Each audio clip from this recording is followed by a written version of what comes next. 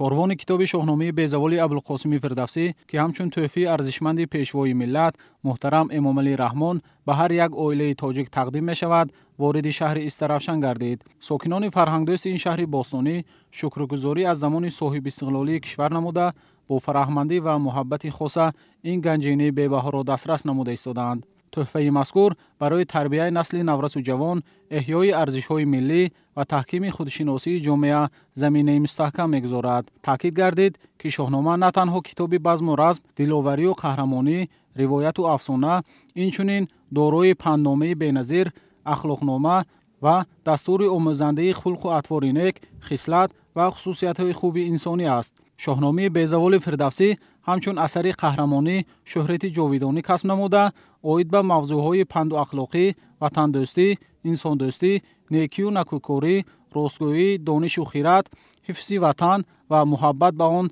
تاکیدهای زیاد نموده است.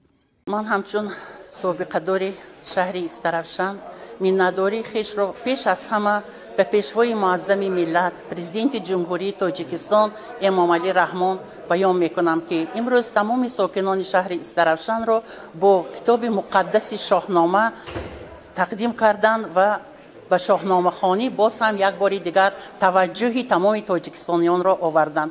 در این روز از جانب نمایندگان حکومت جمهوری تاجیکستان و مقامات محلی شهر استرافشان به یک قطار سابقه‌داران مهنت تحفه سروری دولت تقدیم گردید. همچنین به غالبان آزمون‌های جمهوریوی و عائله‌های جوان نیز سپاریده شد.